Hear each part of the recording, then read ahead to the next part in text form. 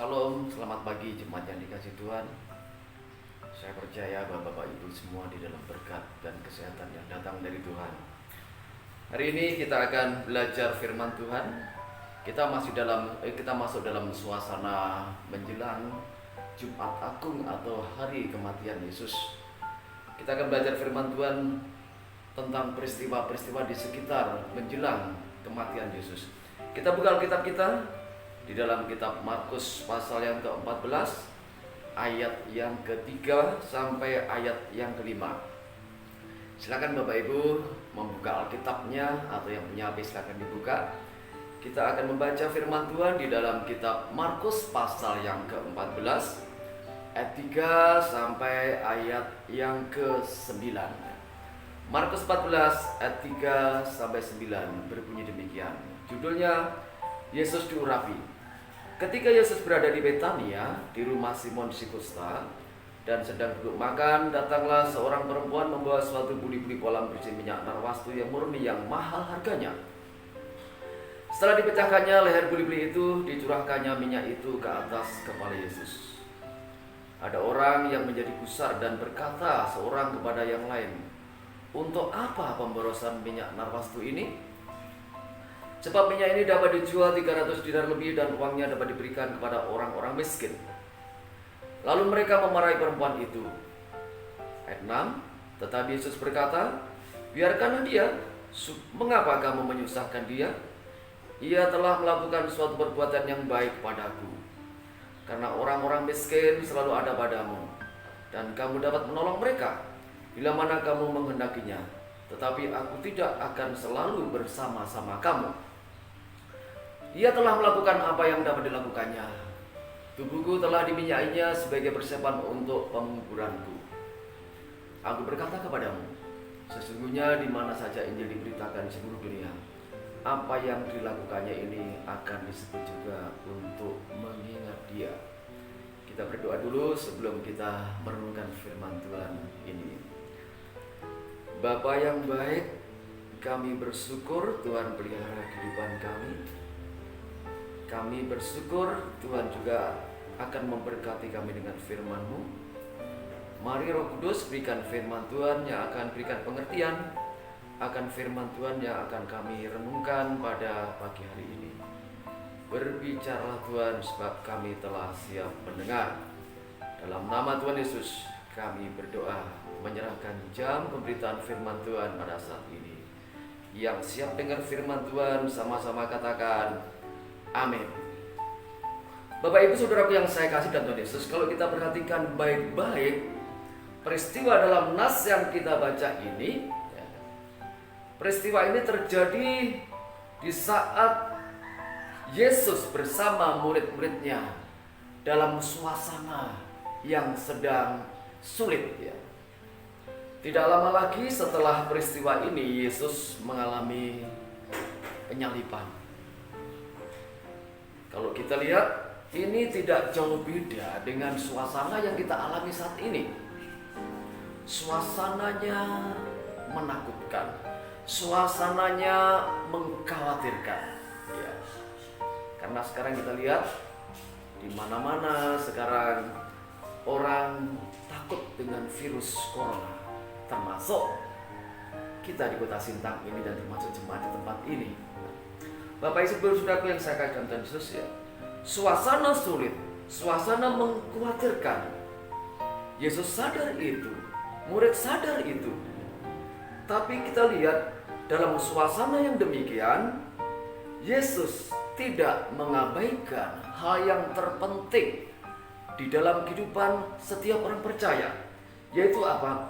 Membangun sebuah kehidupan rohani, membangun sebuah kehidupan yang benar.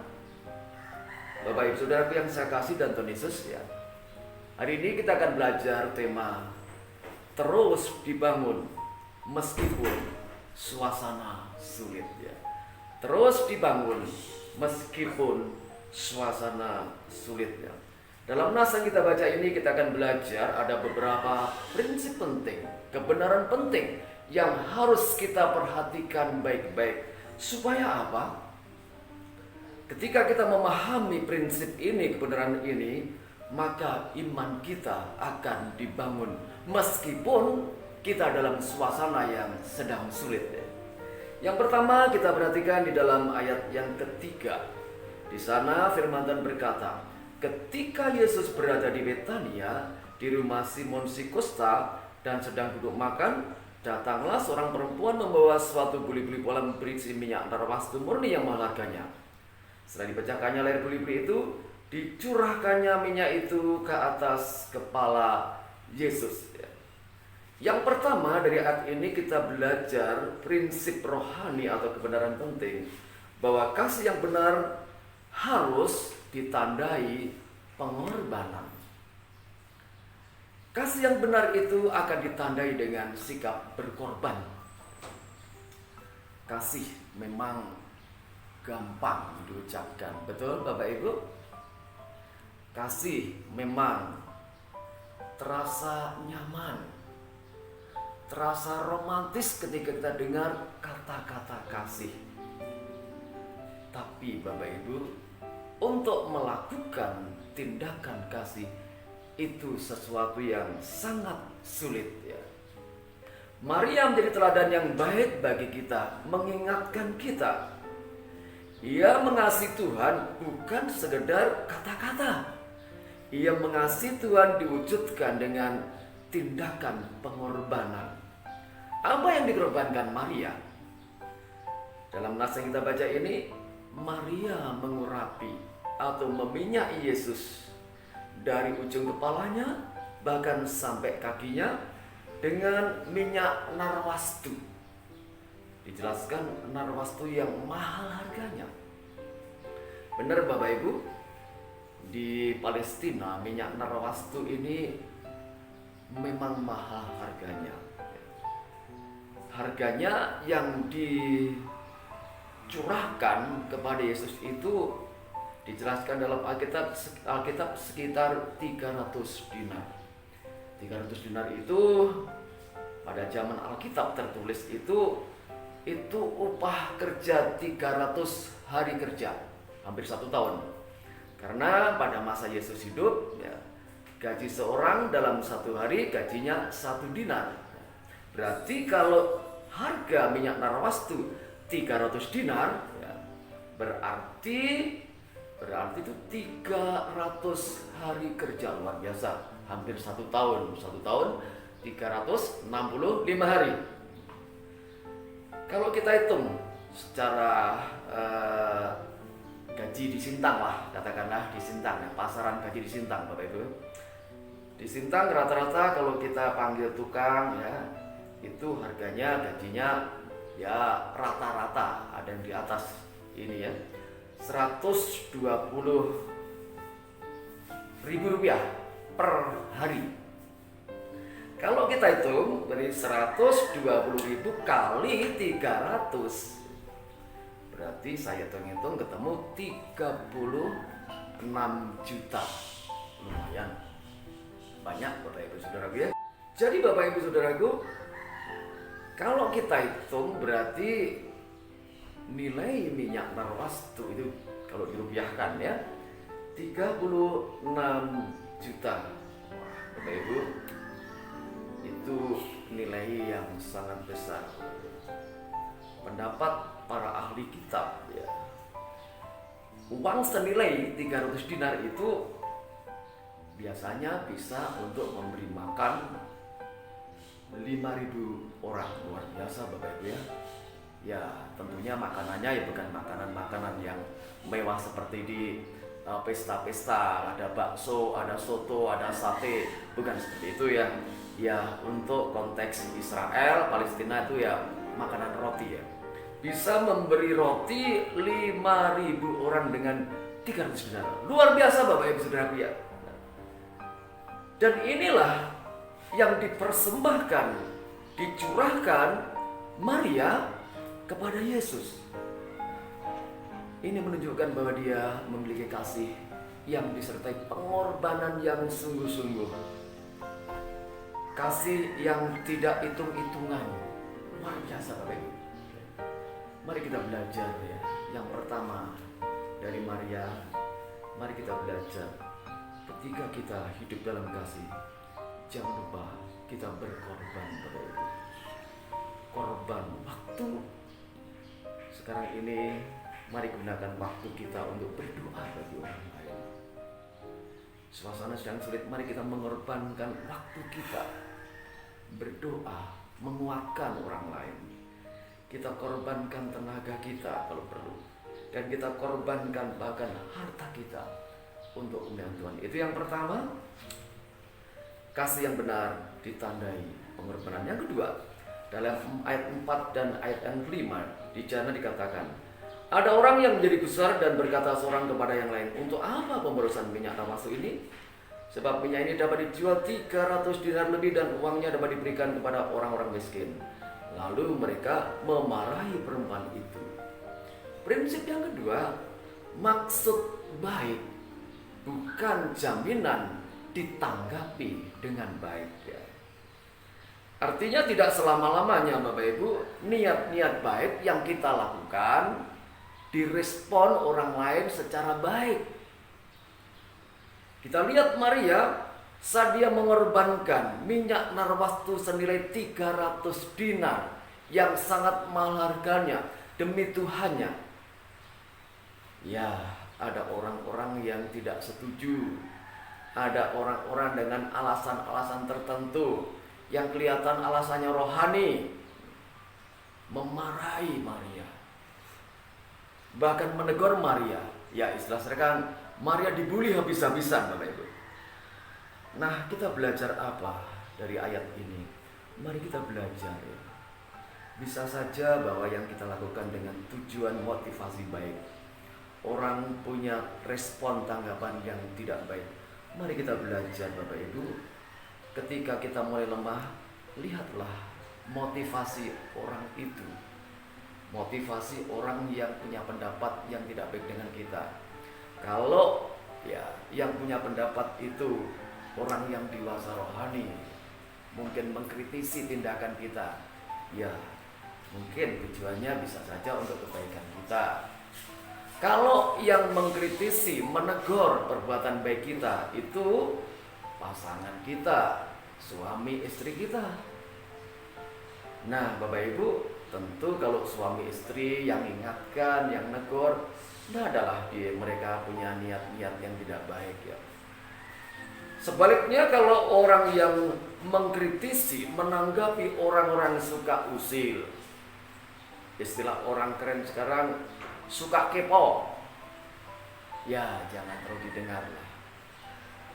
Tujuannya mungkin tidak membangun kita. Mari kita belajar Bapak Ibu, lakukan maksud baik senantiasa meskipun orang punya respon yang tidak baik, ya. Caranya bagaimana? Mari kita lebih melihat pada prinsip firman Tuhan. Selagi firman Tuhan mengajarkan, mari kita terus berjalan, lakukan kebaikan-kebaikan dalam kehidupan kita, ya. Jangan bicara apa kata orang, tapi mari kita lakukan apa kata firman Tuhan atas apa yang saya lakukan. Yang ketiga, yang terakhir, perhatikan ayat 8 dan 9. Ia telah melakukan apa yang dapat dilakukannya. Tubuhku telah diminyakinya sebagai persiapan untuk penguburanku. Aku berkata kepadamu, sesungguhnya di mana saja Injil diberitakan di seluruh dunia, apa yang dilakukannya ini akan disebut juga untuk mengingat dia. Kebenaran yang ketiga, hidup merupakan kesempatan untuk membangun kenangan yang harum. Jadi Bapak Ibu, Tuhan berikan kehidupan kita di dunia ini bukan sebuah kebetulan, bukan tanpa tujuan. Tuhan memberikan kesempatan kehidupan kita di dunia ini. Mari selagi hidup kita gunakan untuk membangun nilai-nilai kehidupan yang berbau harum. Bagaimana membangun cara hidup yang berbau harum itu Bapak Ibu? Tidak mudah menyerah untuk menabur kebaikan-kebaikan. Tidak mudah menyerah untuk menabur hal-hal yang bersifat roh. Yesus tidak lama di dunia. Usianya hidup di dunia 33 tahun. Pelayanannya kira-kira 3,5 tahun. Usianya tidak lama di dunia. Pelayanannya karyanya tidak lama, tapi dampaknya luar biasa. Sampai sekarang Yesus tetap dikenang harum, berbeda dengan pemimpin-pemimpin dunia. Hidupnya panjang, tapi biasa-biasa saja. Tapi Yesus dalam hidup yang singkat, dia gunakan kehidupannya untuk membangun sebuah nilai-nilai yang harum, yang jadi berkat bagi banyak orang. Jadi Bapak Ibu, ini pesan Tuhan buat kita pada hari ini. Situasi yang sulit, mari kita terus membangun kehidupan yang benar. Mari kita belajar 3 kebenaran. Yang pertama, kasih yang benar, tandai dengan pengorbanan. Yang kedua, maksud yang baik, bukan jaminan ditanggapi dengan baik. Mari kita mendengar apa kata Tuhan, lakukan kebaikan-kebaikan. Dan yang ketiga, kehidupan kita adalah kesempatan untuk membangun kenangan-kenangan yang harum. Kiranya Tuhan memberkati kita. Salam, Tuhan memberkati kita. Amin. Mari Bapak Ibu, kita akan merespon firman Tuhan, kita akan berdoa. Dan saya akan berdoa bagi Bapak Ibu semua. Kita berdoa supaya Tuhan terus menolong kita. Mari kita berdoa. Bapa, terima kasih buat firman-Mu. Suasana boleh sulit di sekitar kehidupan kami. Biarlah kami terus belajar, tidak mengabaikan tanggung jawab kami membangun kehidupan yang benar. Biarlah firman Tuhan yang kami pelajari pada pagi hari ini sungguh-sungguh kami lakukan dalam kehidupan kami. Kami memiliki kasih yang berkorban. Kami terus melakukan kebaikan-kebaikan sekalipun ada tantangan-tantangan. Dan kami menggunakan kesempatan ini sebagai kesempatan untuk menghasilkan kehidupan yang berbau harum. Berkati firman Tuhan ini, tanamkan firman Tuhan dalam kehidupan jemaat-Mu. Bapak, sekarang hamba berdoa buat jemaat Tuhan dimanapun mereka berada. Tuhan memberkati kehidupan mereka. Kehidupan mereka akan semakin terus bertumbuh.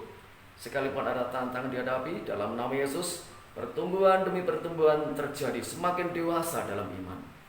Kami berdoa Tuhan memberkati yang sakit, siapapun yang sakit, apapun penyakitnya, oleh pilur-pilur-Mu Tuhan, di dalam nama Yesus, kesembuhan terjadi buat jemaat-Mu yang sakit. Kami berdoa Tuhan, dalam pekerjaan-pekerjaan mereka, sebagai pegawai pemerintah atau ASN, diberkati Tuhan, karir mereka semakin naik. Sebagai wira swasta, apapun usahanya, apapun pekerjaannya, di dalam nama Yesus, Tuhan memberkati pekerjaan-pekerjaan jemaat-Mu. Kalau ada jemaat yang belum mendapatkan pekerjaan karena suasana yang sulit, dalam nama Yesus Tuhan buka jalan, memberkati kehidupan mereka. Bapa, kami berdoa bagi jemaat-Mu yang rindu untuk punya anak. Dalam nama Yesus, memberkati buah kandungan mereka. Satu saat sukacita mereka akan bertambah karena Tuhan memberkati dengan buah kandungan. Yang sekarang sedang hamil, dalam nama Yesus, menjamah kandungannya. Bayi yang dilahirkan tidak kurang satu apapun.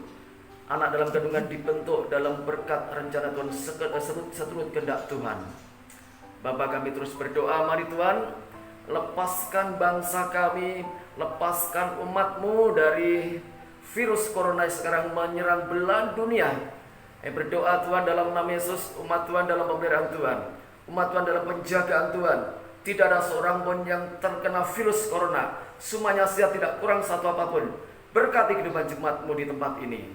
Terima kasih Tuhan, terpuji buat nama-Mu. Di dalam nama Tuhan Yesus, kami bersyukur, kami berdoa. Yang diberkati Tuhan, sama-sama katakan amin. Salam jemaat, senang sekali. Meskipun dalam keterbatasan, kita masih bisa bersekutu dan saya masih bisa menyapa jemaat ya. Doa kami bahwa jemaat Tuhan terus dalam sehat. Jangan lupakan bersekutu dengan Tuhan bersama keluarga ketika Bapak Ibu tidak bisa beribadah di gereja. Dan terus berdoa supaya masalah ini segera selesai. Kiranya Tuhan memberkati kita. Amin.